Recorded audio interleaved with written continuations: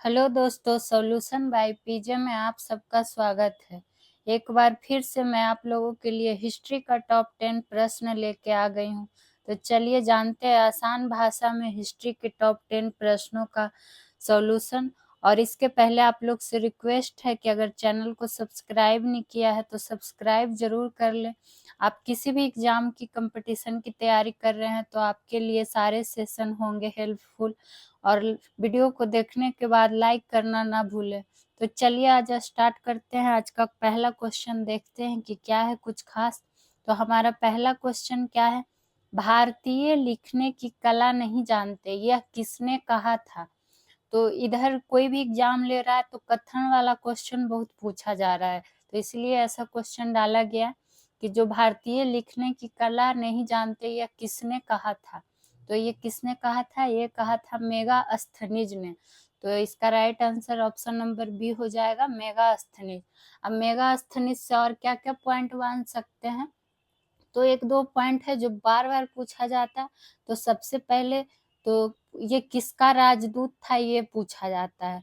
तो ये किसका राजदूत था, तो सेल्यूकस निकेटर का राजदूत। सेल्यूकस निकेटर का राजदूत कौन था, देखिए ऑप्शन ए में सेल्यूकस निकेटर भी लिखा हुआ है। तो सेल्यूकस निकेटर का राजदूत कौन था, तो मेगास्थनीज था। और इसने एक मेगास्थनीज ने क्या लिखा था, पुस्तक। और उस पुस्तक का बार बार नाम पूछा गया कि कौन सा पुस्तक लिखा गया था। तो पुस्तक का नाम था इंडिका। क्या नाम था, इंडिका। और उस इंडिका में क्या वर्णन किया था इसने, तो मौर्य समाज के बारे में। किसके बारे में, तो मौर्य समाज के बारे में। और मौर्य समाज को क्या किया था, 7 वर्गों में बांटा था। तो ये क्वेश्चन भी काफी बार पूछा गया है कि मेगास्थनीज ने मौर्य समाज को कितने वर्गों में बांटा था, तो 7 वर्गों में बांटा था। और किस बुक में या किस किताब में, तो इंडिका में। तो ये पॉइंट आपको यहाँ पर से ध्यान में रख लेना है। अब बढ़ते हैं दूसरे क्वेश्चन की ओर। तो दूसरा क्वेश्चन हमारा क्या है, गुप्त वंश का वास्तविक संस्थापक किसे माना जाता है। तो देखिए पहले ऐसा क्वेश्चन जब भी आए तो क्वेश्चन को ध्यान से पढ़ना है कि पूछ क्या रहा है हमसे क्वेश्चन। ये ना कि सिर्फ संस्थापक देखें और टिक करके निकल गए, बाद में पता चला हमारा आंसर गलत हो गया। तो गुप्त वंश का जब भी वास्तविक संस्थापक पूछे तो क्या आंसर हो जाएगा, चंद्रगुप्त प्रथम है जो गुप्त वंश का क्या है, वास्तविक संस्थापक है। लेकिन यही अगर आपसे सिर्फ पूछता कि गुप्त वंश का संस्थापक कौन है, तो जब सिर्फ संस्थापक पूछेगा तब कौन हो जाएगा, श्रीगुप्त। इसलिए इसको ध्यान में रखना है। और आप लोग से रिक्वेस्ट है कि आप लोग साथ ही साथ नोट डाउन करते चलिए, ताकि आपके पास हर सब्जेक्ट का एक अच्छे क्वेश्चन का कलेक्शन तैयार हो जाए और आपको रिवीजन करने में आसानी हो। तो गुप्त वंश का वास्तविक संस्थापक जब पूछेगा तो चंद्रगुप्त प्रथम, और सिर्फ संस्थापक तब कौन हो जाएगा, श्रीगुप्त। और एक चीज और, चंद्रगुप्त प्रथम से एक चीज और ध्यान रखिएगा कि अगर आपसे पूछे कि गुप्त संवत की स्थापना किसने की थी, गुप्त संवत की स्थापना किसने की थी, तो ये किसने की थी, चंद्रगुप्त प्रथम ने। और चंद्रगुप्त प्रथम से एक चीज और ध्यान रखना है कि पूछ लिया गया है, बीपीएससी में काफी बार ये क्वेश्चन पूछा गया है कि महाराजा धीराज, कौन सा नाम, महाराजा धीराज की उपाधि किसे प्रदान है। तो महाराजा धीराज की उपाधि भी चंद्रगुप्त प्रथम को ही प्राप्त है। तो ये आपको ध्यान में रख लेना है।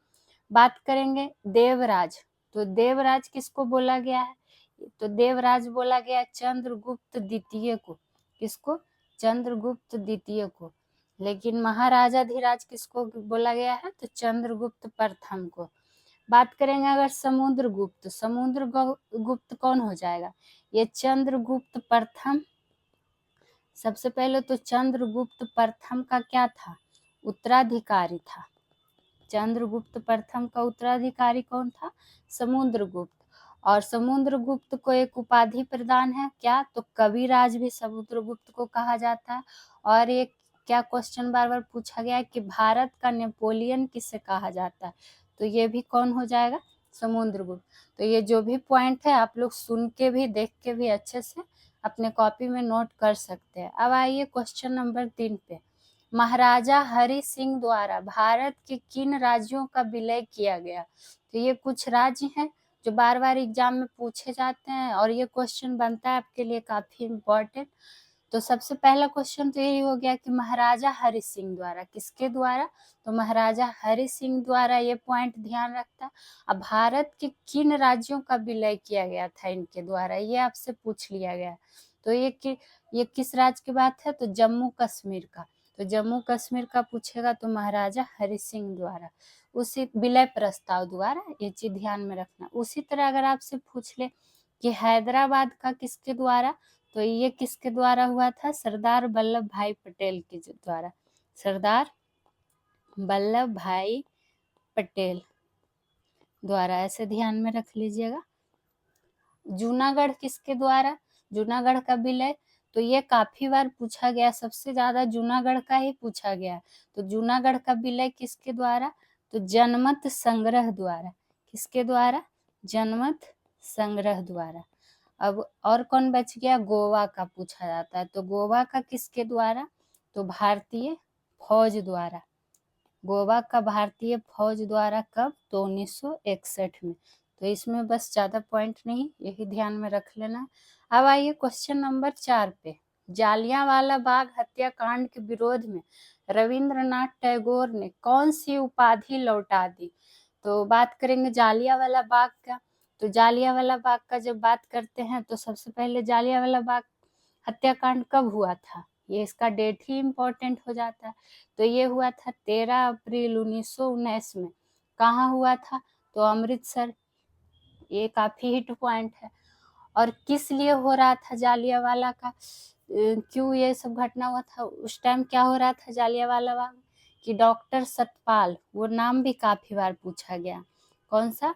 तो डॉक्टर सतपाल और एक नाम डॉक्टर सैफुद्दीन किचलू, ये दोनों नाम आपको ध्यान रखना है। डॉक्टर सतपाल और डॉक्टर सैफुद्दीन किचलू नेता को गिरफ्तार किया गया था और उसी के विरोध में वहाँ क्या चल रहा था? जनसभा चल रहा था। और क्या कर दिया, एक जनरल ओडायर, वही आदेश दे दिया गोली चलाने का। तो एग्जाम में ये भी पूछ दिया जाता है कि किसने गोली चलाने का ऑर्डर दे दिया था या आदेश दे दिया था, तो उसका नाम भी ध्यान में रख लेना है, जनरल ओडायर। और विश्वास कीजिए सब सारे क्वेश्चन आपके लिए इम्पोर्टेंट है। आपको इस चैनल के माध्यम से सिर्फ इम्पोर्टेंट प्रश्नों का कलेक्शन दिया जाता है। तो आप लोग इस चैनल से जितना हो सके जुड़िए जरूर। मेरे पास जितनी भी सुविधा है उसके अकॉर्डिंग आपको फ्री में बहुत ही अच्छा कंटेंट देने की कोशिश कर रहे हैं।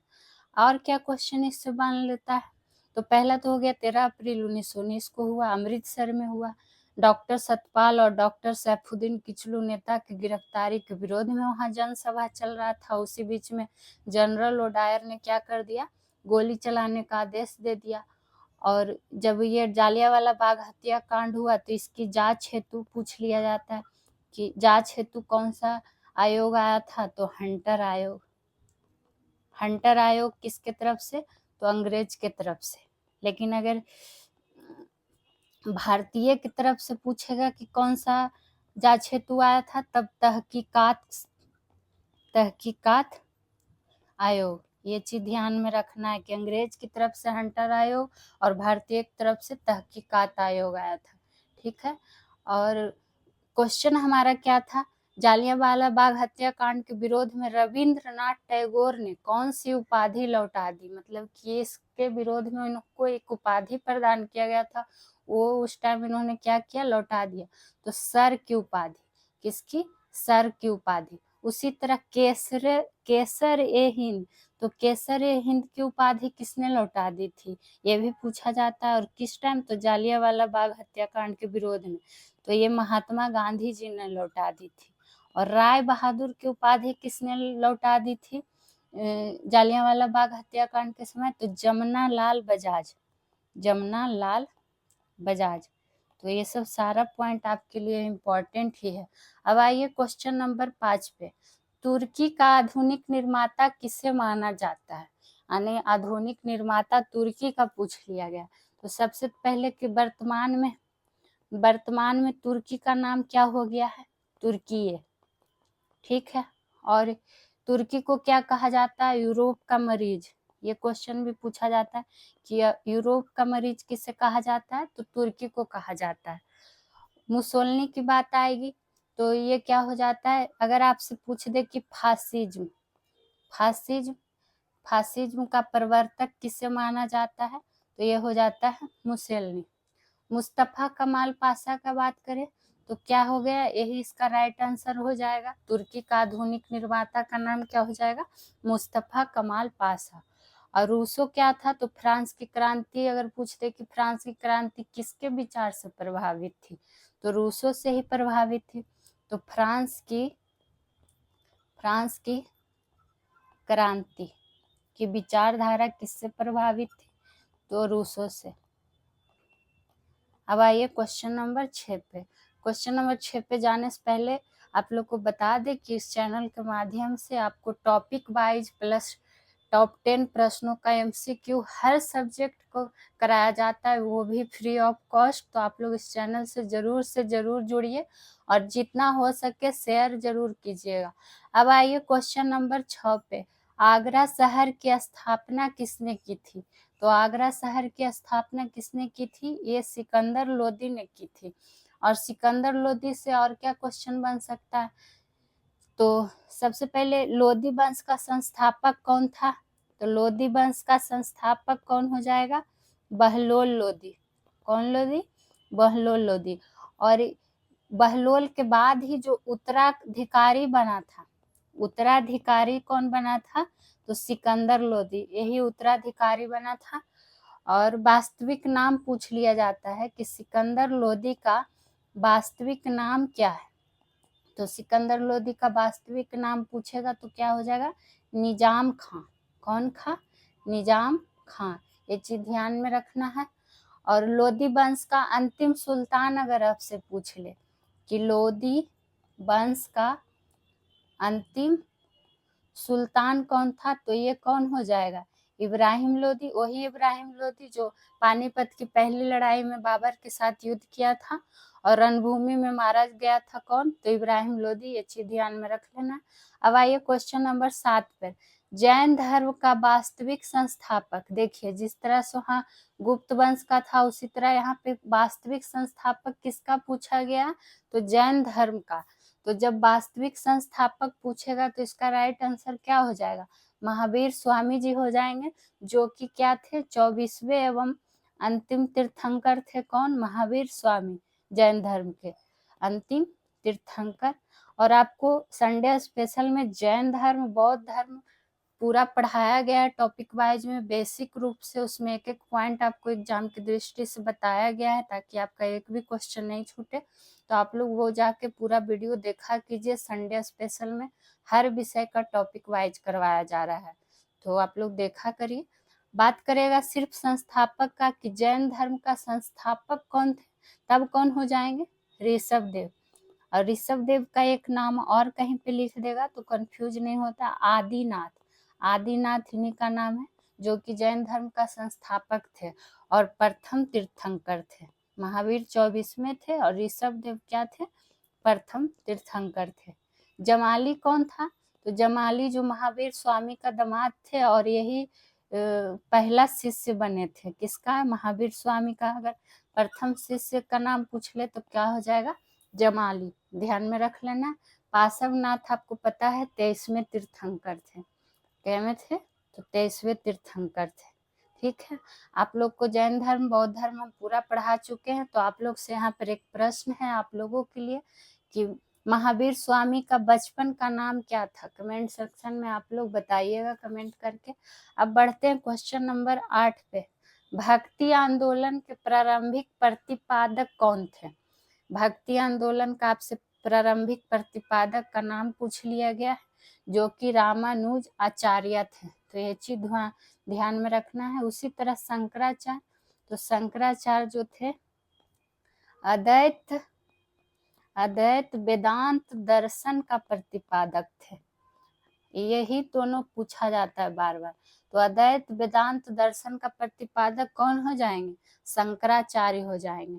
उसी तरह तुलसीदास का एक रचना जो बार बार पूछा जाता है कौन? तो रामचरितमानस।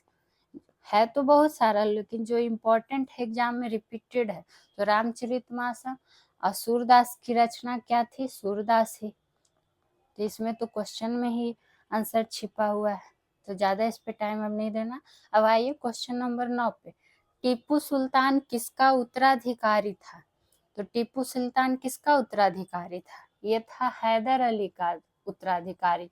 हैदर अली मैसूर का शासक बना था, मैसूर का शासक था। और ये कब बना था? तो 1761 में। ये पूछा जाता है इसलिए इसको ध्यान में रखना है। सर आयरकुट एक क्या है जो कि हैदर अली को क्या क्या था? हैदर अली को कौन सा युद्ध में हरा दिया था? तो सर आयरकुट जो था एक पोटा नोरवा का युद्ध हुआ था। किसका? पोटा नोरवा का युद्ध हुआ था। उसने हैदर अली को क्या क्या था? आयरकुट ने हरा दिया था। तो इसमें हैदर अली क्या हुआ था? पराजित हुआ था। ये चीज ध्यान में रख लेना। और आयरकुट जो था वो जीता था इस युद्ध को, यानी कि कूट कूट के हैदर अली को हरा दिया। इस तरह से ध्यान रख सकते हैं। टीपू सुल्तान की मौत कब हुई थी? ये बार बार क्वेश्चन पूछ लिया जाता है। तो 1799 में हुआ था इसकी मृत्यु। और कहाँ हुआ था?